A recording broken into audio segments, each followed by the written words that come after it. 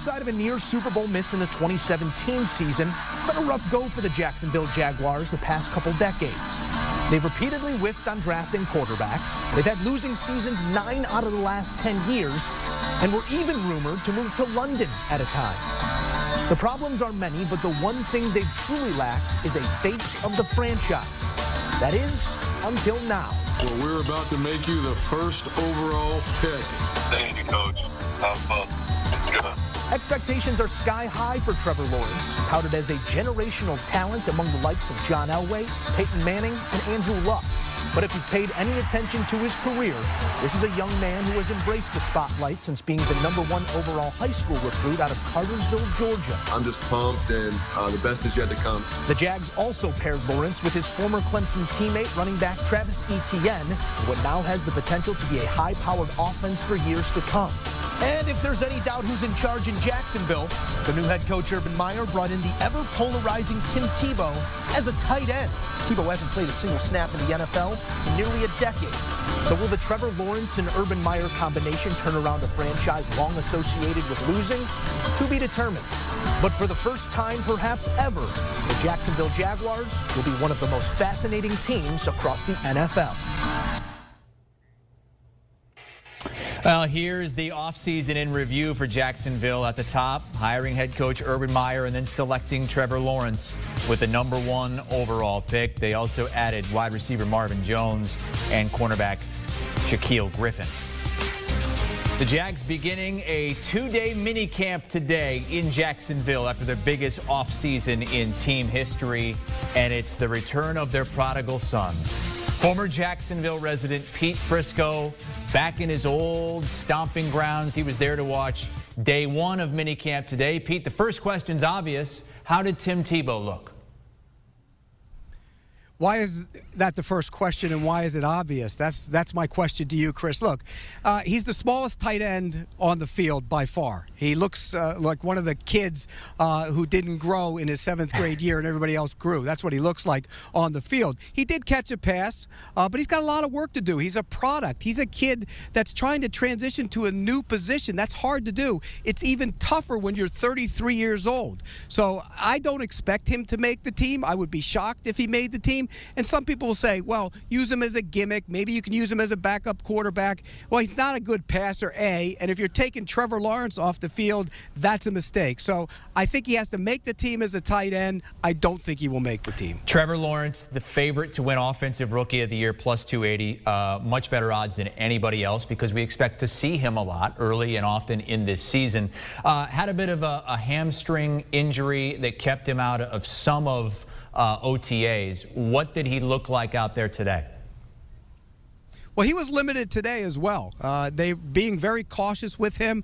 He didn't take part in the team drills, the 11-on-11 drills. He did throw in 7-on-7, and in fact threw a pass to Tebow that was caught for a decent gain, and he looked good doing it. The problem is he's been banged up this entire offseason with the hamstring, or at least a lot of it, and that's a concern. I joked with somebody on the sideline. I said, you can't make the club in the tub.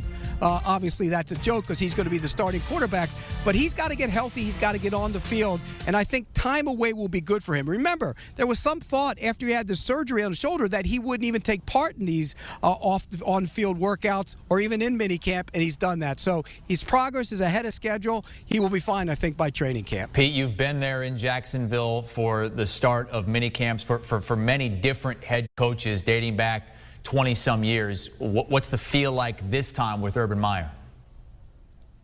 There's a real buzz about this team now. And look, Urban Meyer has skins on the wall. And granted, they came in college football, but that earns your respect. I watched him and how he interacted with his team in warm-ups today. And he went through and shook hands and made contact and conversation with a lot of players in the warm-ups leading on to the workouts. And that's a good thing. You have to have that kind of rapport with your team. And I think that brings buzz. Getting the #1 overall pick brings buzz, and they've sold more tickets. And there is certainly a feeling around here that this team is headed in the right direction. Chris, anytime you get a franchise quarterback, a generational quarterback, sustainable success comes with that. They've never had that here. They've never drafted and developed their own guy. Mark Brunell, the best quarterback in the history of this franchise, was acquired via trade, and he didn't last that long. They now have a guy, their own. They draft, develop, sustainable success. Like I've said, if they don't win a Super Bowl in the next 10 years, it will be a major disappointment. And they drafted Trevor Lawrence's running back as well. Travis Etienne, reports out of OTAs that he was being used a lot at the wide receiver position. How do they plan on using Etienne with James Robinson?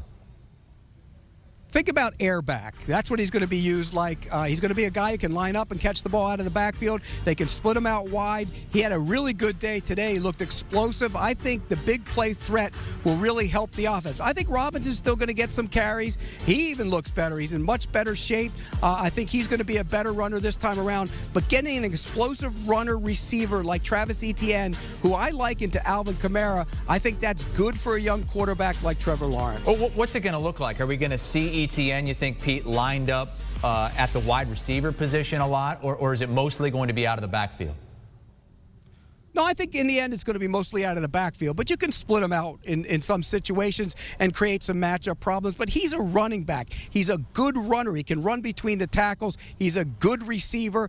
He might not be as good a receiver as Christian McCaffrey or Alvin Kamara, but he's close, and I think you use him in that way. Screens, get the ball to him quickly in the passing game. But I don't think he's going to be a wide receiver. They might split him out in some situations. Speaking of wide receivers, last year's second-round pick, Laviska Shenault, had a really good rookie season, and there's a lot of buzz about him this summer. Why are they so high on him going into year two?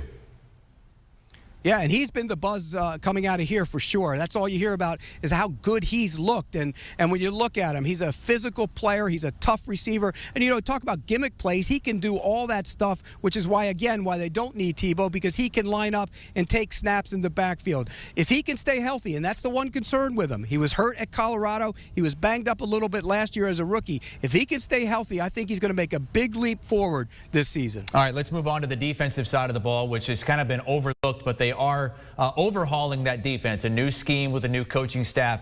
How are they going to implement this 3-4 defense?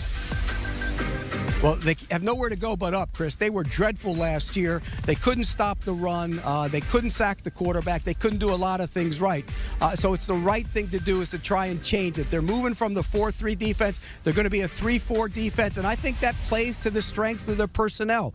Josh Allen will stand up with his, not put his hand on the ground in first and second down, and I think that's the right way to use him. K'Lavon Chaisson, who was not here, by the way. Urban Meyer said he tested positive for COVID and didn't get to take part in the practices or the practice today. They're going to retest him again later on.